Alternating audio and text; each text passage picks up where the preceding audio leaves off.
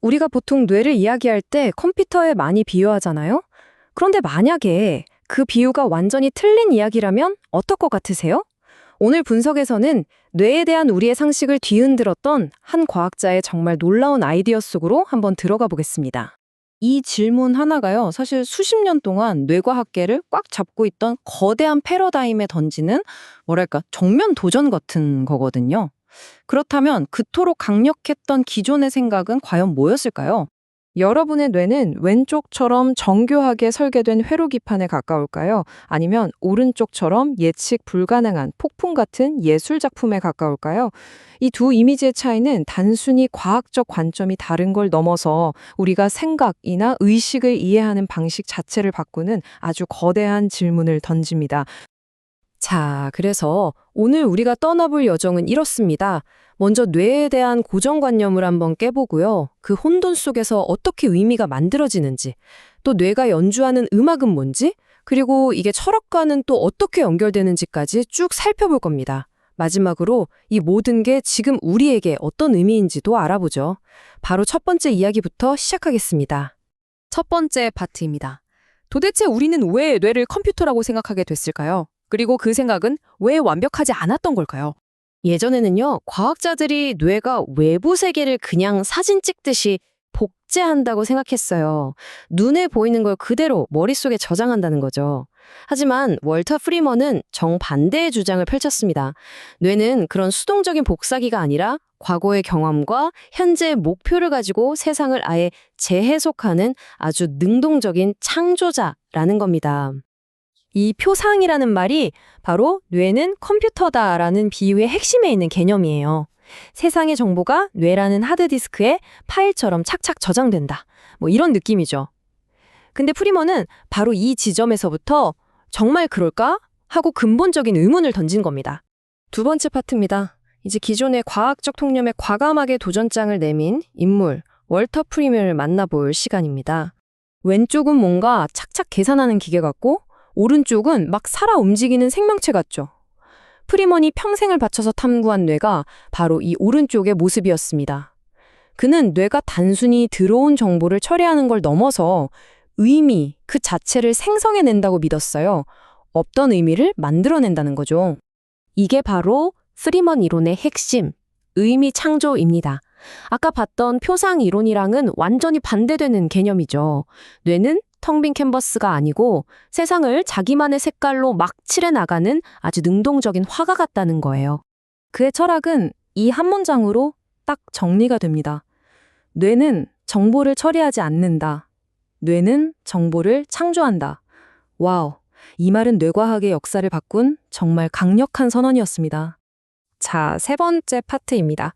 아니, 근데 이렇게 대단한 주장을 하려면 근거가 있어야 하잖아요? 프리먼은 도대체 어떻게 이런 혁명적인 주장을 뒷받침할 수 있었을까요? 그의 독창적인 연구 방법을 한번 들여다보죠. 그 당시에 대부분의 과학자들은 뉴런 하나하나를 보고 있었어요. 비유하자면 오케스트라의 바이올린 연주자 한 명에만 집중했던 거죠. 근데 프리먼은 달랐습니다. 그는 수백만 개의 뉴런이 함께 만들어내는 그 웅장한 합창, 즉 집단작용에 귀를 기울였죠. 그리고 그가 사용한 도구가 바로 우리에게도 꽤 익숙한 뇌파 검사, EEG였습니다. 이 과정은 마치 시끄러운 오케스트라의 소음 속에서 특정 악기의 멜로디만 쏙 골라내는 것과 비슷해요. 수많은 전기 신호의 혼돈 속에서 의미 있는 패턴, 그러니까 뇌의 음악을 찾아내는 거죠. 그렇게 그가 발견한 뇌의 음악은 정말 다채로웠습니다.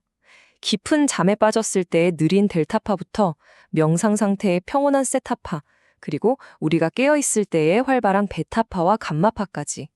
마치 뇌가 상황에 따라서 다른 장르의 음악을 연주하는 것처럼 각각의 상태가 다 자기만의 고유한 리듬을 가지고 있다는 걸 밝혀낸 겁니다. 여기서 정말 흥미로운 점은 바로 감마파입니다. 프리먼은 이 빠른 파동이 우리가 엄청나게 집중하고 어려운 문제를 풀 때 나타나는 핵심적인 신호라는 걸 최초로 발견한 과학자 중 한 명이었어요. 말하자면 의미 창조가 일어나는 바로 그 순간을 포착한 셈이죠. 그의 1975년 저서 신경계에서의 집단작용은 이 분야의 고전으로 남았습니다. 그는 이 책에서 뇌를 이해하기 위한 새로운 수학적인 언어를 제시하면서 우리의 정신활동이 개별 부품이 아니라 거대한 뉴런들의 합창에서 비롯된다는 혁명적인 주장을 펼쳤습니다. 여기서부터 이야기는 뇌 과학을 넘어서 훨씬 더 깊은 차원으로 들어갑니다. 프리먼의 연구는 뇌파 패턴 분석에 그치지 않고 우리 존재에 대한 근본적인 철학적 질문으로 우리를 이끌거든요. 프리먼은 뇌의 활동이 겉보기엔 완전 뒤죽박죽, 혼돈 같지만 그 안에 결정론적 카오스라는 놀라운 질서가 숨어 있다고 봤습니다. 이 혼돈은 시스템의 오류나 버그가 아니라 오히려 뇌가 창의성을 발휘하고 새로운 상황에 적응하게 해주는 원동력이라는 거예요. 예측이 불가능하기에 더 강력하다는 거죠. 그리고 여기서 프리먼은 정말 누구도 상상하지 못했던 지적 도약을 보여줍니다. 자신의 최첨단 뇌과학 이론을 중세 철학인 토미즘과 연결한 거죠.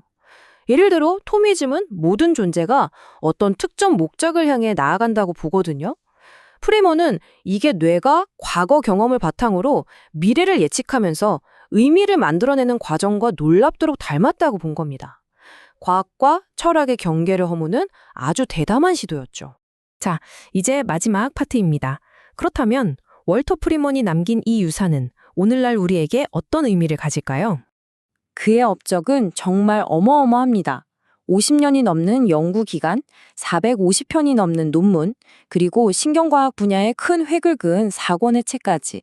그는 정말 평생을 뇌의 비밀을 파헤치는 데 바쳤습니다. 그리고 그의 아이디어는 지금도 여러 분야에서 살아 숨쉬고 있습니다. 스스로 학습하고 창조하는 차세대 AI에 영감을 주고요. 파킨슨병 같은 뇌질환을 이해하는 새로운 길을 열었으며 우리가 의식을 탐구하는 방식 자체를 바꾸고 있습니다. 월터 프리먼. 그는 뇌의 혼돈 속에서 질서를, 그 복잡성 속에서 의미를 발견한 탐험가였습니다. 이보다 그의 삶을 더 잘 표현하는 문장은 아마 없을 겁니다. 오늘 분석을 마치면서 이 질문을 한번 남겨보고 싶습니다. 여러분의 뇌가 세상을 있는 그대로 비추는 거울이 아니라 여러분만의 우주를 창조하는 예술가라면 나라는 존재는 과연 무엇일까요? 한 번쯤 생각해 볼 만한 질문인 것 같습니다.